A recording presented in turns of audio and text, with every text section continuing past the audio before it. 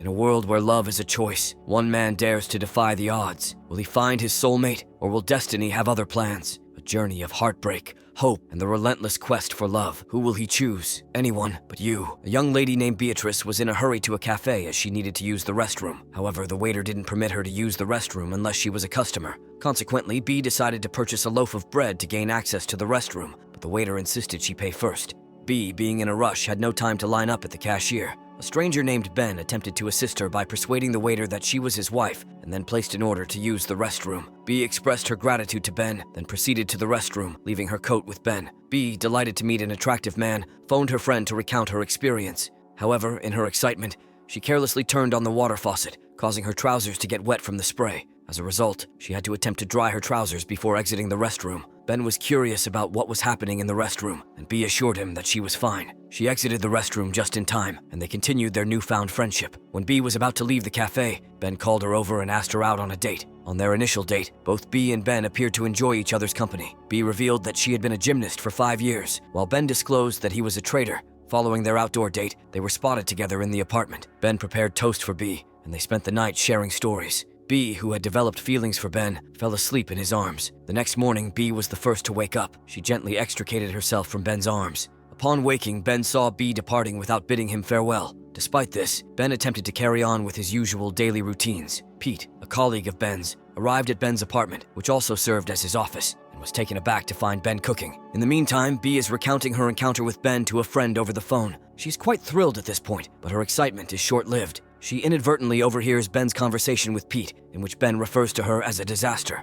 Fast forward 6 months, Ben and Pete visit a club to meet their friends Claudia and Holly, who are both lesbians. Coincidentally, Ben spots Bea there, who happens to be a friend of Claudia and Holly as well. They all share a common past, having grown up together. After leaving them alone, Bea and Ben engage in a conversation. Bea admits to Ben that she is now engaged, thus closing any possibilities for him. In response, Ben tells her that he will get a drink and make a toast to not seeing her anymore. Subsequently, Claudia and Holly tie the knot, with Pete officiating the wedding. Claudia's parents decide to host the wedding celebration in Australia and extend an invitation to everyone, including Ben and Bea. Upon noticing that Bea is on the same flight, Ben approaches her seat to tease her. He inquires why Bea didn't bring her fiancé along, only to discover that she had lied to him. Shortly after, their plane takes off. Later in the night, Bea attempts to use the restroom. She ventures into the first-class cabin where she locates the bathroom, but a man enters before her. She then notices Ben's seat nearby and tries to snatch the cookies placed in front of him. However, her clothes get snagged on Ben's seat, rendering her immobile. She's forced to remove her clothes to free herself. After successfully changing her attire,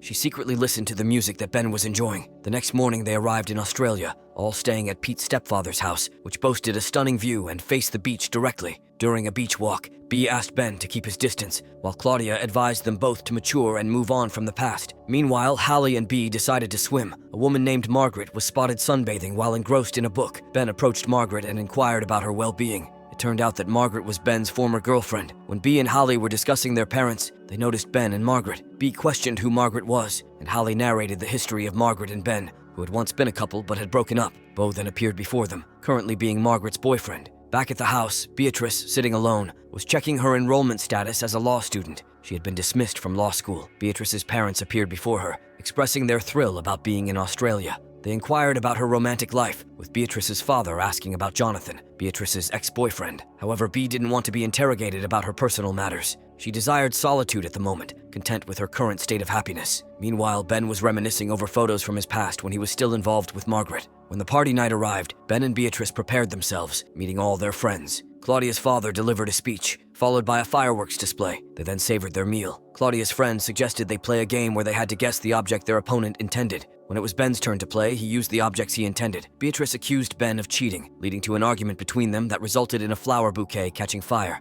Fortunately, Margaret was able to extinguish the fire using her attire. Following the incident, a gathering of Claudia's companions and Pete's relatives took place. They devised a plan to reconcile them. The subsequent morning, Ben, who had been doing mild workouts on the seashore, went home to bathe. Pete and Roger promptly initiated their plan, attempting to persuade Ben to resume his relationship with Beatrice. Ben, noticing their peculiar conduct, covertly observed them. He then approached Beatrice, who was preparing meals. Claudia was also present, trying to sway Beatrice, but to no avail. Ben and Beatrice understood their intentions. In the midst of their discussion, Claudia's mother interrupted, requesting them to retrieve Roger's sunglasses that he had left on the boat. They both swam to the boat to fulfill her request.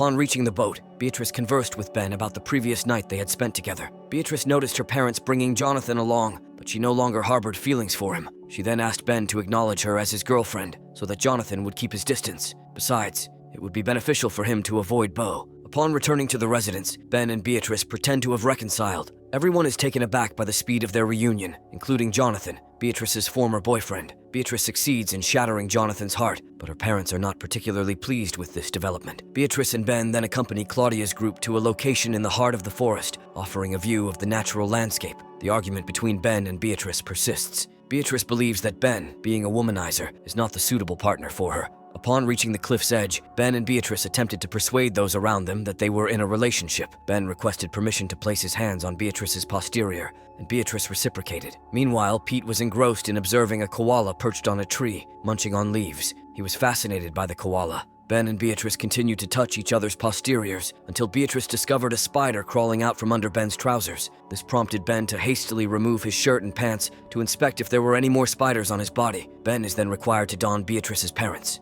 and return to the house. Beatrice's father is observed attempting to dive into the swimming pool, but his efforts are unsuccessful. Observing this, Ben approaches Beatrice's father and attempts to guide him on the correct diving technique. Beatrice, who had been observing from behind a wall, makes her appearance at the right moment, feigning a close relationship with Ben as her boyfriend in front of both her parents. After securing approval from both parents, they casually stroll into the house. Claudia, Hallie, and Pete take note of this. Beatrice once again confronts Ben about his conversation with Pete, questioning if their time spent together meant nothing to him. Ben apologizes to her. Later, Jonathan and Beatrice engage in a game of giant chess. Jonathan seizes this opportunity to inquire about when Beatrice met Ben. Beatrice confesses that she hasn't known him for long. Jonathan reveals to Beatrice that he traveled to Australia at the invitation of Beatrice's parents and was unaware of any other details. Beatrice doesn't question this, accepting Jonathan as part of the family. While unwinding with Margaret, Ben learns that she assumes Beatrice is his girlfriend. Ben promptly seeks out Beatrice to discuss this misunderstanding. He expresses a desire to escalate their relationship, but Beatrice advises him to exercise restraint.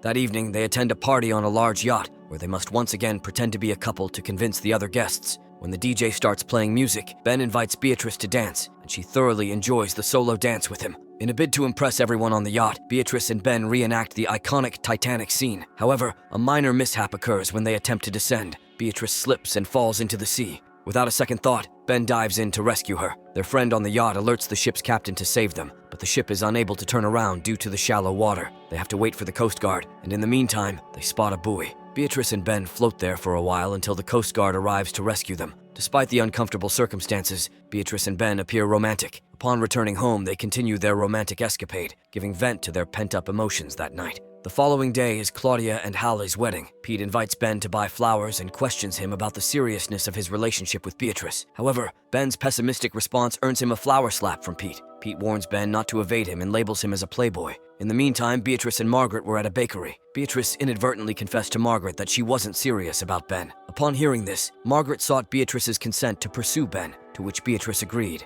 After returning home with Margaret's wedding cake, Beatrice's parents confronted her about her decision to drop out of law school. Beatrice assumed that Ben had revealed this information. Just then, Ben arrived with flowers for Beatrice, only to be reprimanded by her. Pete confessed that he was the one who informed Beatrice's parents, but the argument between Beatrice and Ben persisted. Beatrice also admitted that she wasn't actually dating Ben. Despite the incident, no one halted the wedding preparations. Claudia and Hallie's parents, Ben, Beatrice, and everyone else were gearing up for Claudia and Hallie's wedding ceremony. Ben overheard Claudia accusing him and Beatrice of ruining their wedding. Claudia confessed that she was under immense stress. Ben, upon encountering Beatrice, showed indifference towards her. He no longer wished to pretend in front of everyone. During the wedding ceremony, Ben couldn't help but gaze at Beatrice, but she seemed indifferent to him. They remained apart until the ceremony concluded. Beatrice, while conversing with Claudia and Hallie, noticed Margaret kissing Ben. Overcome with jealousy, Beatrice decided to leave the party. Heartbroken, she hailed an Uber to an unknown destination. It took a while for Ben to comprehend what had transpired with Beatrice.